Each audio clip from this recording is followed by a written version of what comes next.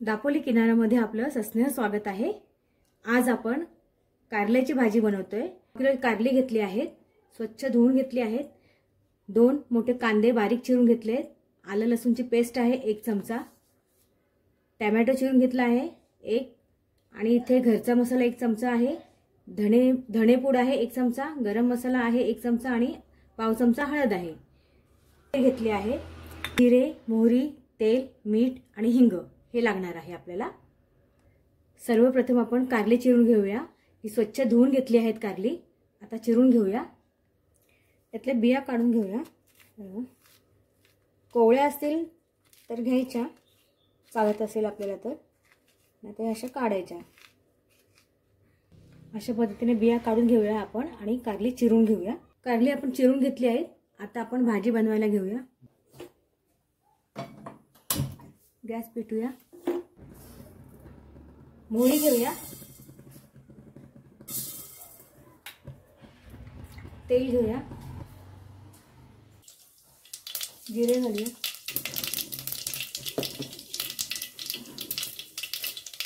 कढीपत्ता घालूया, कढीपत्ता घालून हिंग घालूया, अर्धा छोटा चमचा चिरलेला कांदा घालूया। कांदा मस्त गुलाबी रंगावर परतून घ्यायचा आहे। थोडंसं मीठ घालूया, थोडं मीठ घातले आणि मस्त मिक्स करून परतून घेऊया, म्हणजे कांदा लवकर सॉफ्ट होईल। झाकण ठेवूया। हे बघा, कांदा छान गुलाबी रंगावर परतून झालाय। आता ना यामध्ये आपण आलं लसूणची पेस्ट घालूया। आलं लसणाची पेस्ट घालूया, अर्धा चमचा घातले आलं लसणाची पेस्ट। आलं लसूणची पेस्ट आपली छान परतून झाली आहे। आता ना यामध्ये आपण हे मसाले घेतले ते घालूया। हे बघा, आता हा टोमॅटो घालूया। टोमॅटो सुद्धा छान असा मिक्स करून परतून घेऊया मस्त। तर यामध्ये ही कारली घालूया आपण। मीठ घालूया चवीनुसार। आपण अगोदर पण कांद्यामध्ये मीठ घातलेलं होतं, त्यामुळे आता बेतातच मीठ घालायचं। कारली आणि मसाला ना छान मिक्स करून घेऊया। बघा छान दिसते।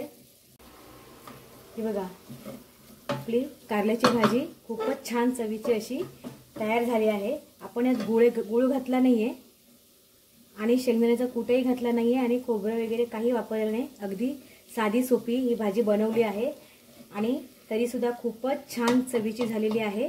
हे बघा, ही अशी कारल्याची भाजी तुम्ही बनवलीत ना की कारलं न खाणारे सुद्धा कारलं मागून खातील। बघा, या कारल्याची भाजी आहे ना ती आपण एका भांड्यात काढून घेऊया। खूप छान झाली आहे बघा, अगदी साधी सोपी पद्धतीची भाजी आहे। टिफिन मध्ये द्यायला सुद्धा खूप छान आहे, झटपट होते।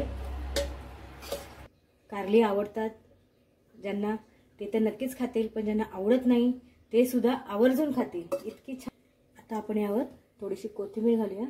हे बघा किती छान दिसते ही भाजी, आणि दिसते छान ना तेवढीच खूप चवीला छान झालेली आहे।